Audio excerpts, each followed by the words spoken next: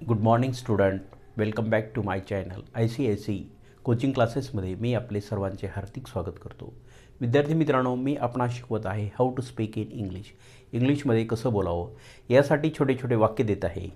तर ते चालू वर्तमान काळातील वाक्य आहेत, म्हणजेच प्रेझेंट कंटिन्यूस टेन्समधले वाक्य आहेत. तर त्या प्रेझेंट कंटिन्यूस टेन्समधल्या वाक्याची तुम्ही आज प्रॅक्टिस करा. मी वर्तमानपत्र वाचत आहे.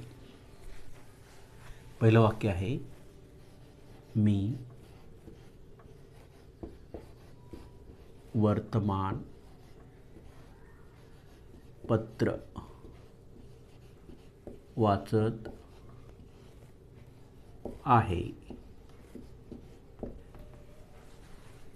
I am reading a newspaper. I am reading a newspaper. I am reading a newspaper.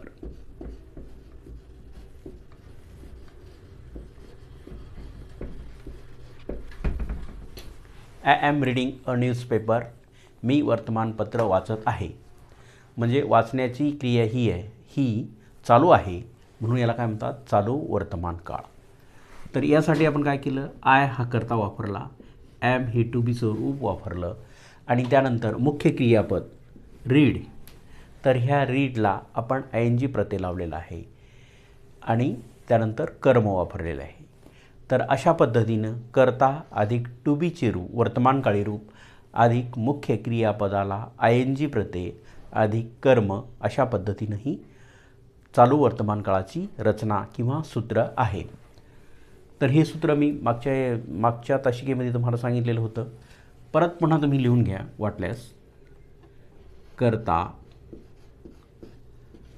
अधिक am is are. Am is are हे टू बीची वर्तमानकाळी रूपे आहेत. अधिक मुख्य क्रियापद म्हणजे त्याला काय म्हणायचं, V1 मेन व्हर्ब ला काय प्रत्यय लावायचं आपल्याला, ING प्रत्यय अधिक कर्म. तर हे सूत्र जे आहे, तर हे चालू वर्तमान काळाचे सूत्र आहे. या सूत्राच्या आधारे आपल्याला एकापेक्षा अनेक वाक्ये बनवता येतात. वेगवेगळी क्रियापदं वापरा, वेगवेगळे कर्ते वापरा आणि वेगवेगळे कर्म वापरा. अशा पद्धतीनं आपण याचे वाक्य बनवू शकतो. आता आपण दुसरं वाक्य बनवू. तर ते दुसरं वाक्य आहे तो पेपर वाचत आहे. तो वर्तमानपत्र वाचत आहे. तो वर्तमान पत्र वाचत आहे. तर मग काय येईल आता, हे कसं होईल याचं. आता तो ऐवजी आपल्याला काय वापरावं लागेल, ही. आता टू बीचं रूप वापरायचं आपल्याला. तर टू बीचं रूप कोणतं वापरावं लागणार आपल्याला, ॲम इज आणि आर यांच्यापैकी आपल्याला इज हे वापरावं लागेल. कारण करता हा एकवचनी आहे आणि आयसोबतच फक्त ॲम वापरलं जातं, बाकीच्या कर्त्यासोबत वापरलं जात नाही. त्यामुळं ही इज. आता मुख्य क्रियापद वाचत आहे, यासाठी आपल्याला मुख्य क्रियापद कोणतं घ्यावं लागेल, रीड. READ read. रीड म्हणजे वाचणे. रीडिंग. आता याला ING प्रत्यय लावायचा, रीडिंग अ न्यूजपेपर.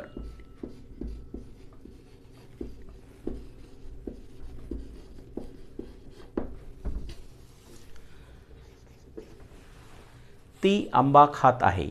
तिसरं वाक्य घ्या, ती आंबा खात आहे. ती आंबा खात आहे. इथं क्रिया कशी आहे, चालू आहे. खाण्याची क्रिया चालू आहे, म्हणून हा चालू वर्तमान काळ आहे.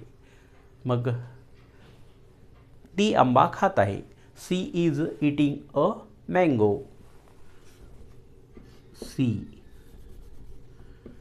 She is eating, E A T, eat म्हणजे खाणे, त्या मुख्य क्रियापदाला आयएनजी प्रत्यय लावा. Eating a mango. ती आंबा खात आहे. आम्ही खेळत आहोत. चौथं वाक्य घ्या. आम्ही खेळत आहोत. आम्ही खेळत आहोत. आम्ही खेळत आहोत. We are playing. We are playing. We हा अनेकवचनी करता असल्यामुळं आपल्याला टू बीचं रूप हे अनेकवचनीच वापरावं लागेल. मग अनेकवचनी रूप कोणतं वापरावं लागेल आपल्याला? Are. We are playing. We are playing. आम्ही खेळत आहोत. नंबर 5. ते क्रिकेट खेळत आहेत. ते क्रिकेट खेळत आहेत. ते क्रिकेट खेळत आहेत. ते हा सुद्धा अनेकवचनी करता आहे. मग त्यासाठी कोणता शब्द येईल? दे. THEY. दे. आता टू बीचं अनेकवचनी रूप are. They are play. Play म्हणजे खेळणे. मग प्ले. प्ले लिहा PLAY. प्ले. त्याला ING प्रत्यय. Playing. They are playing a cricket. आता इथं कर्म दिलेले. They are playing cricket. ते क्रिकेट खेळत आहेत.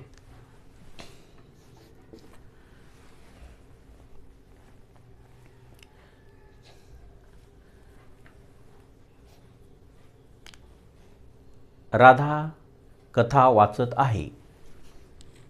नंतरचं वाक्य राधा कथा वाचत आहे. म्हणजे ही वाचण्याची क्रिया कशी आहे? चालू आहे. म्हणून काही Radha is reading a story. Radha is reading a story. Radha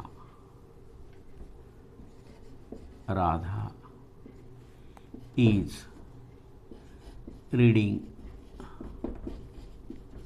a story.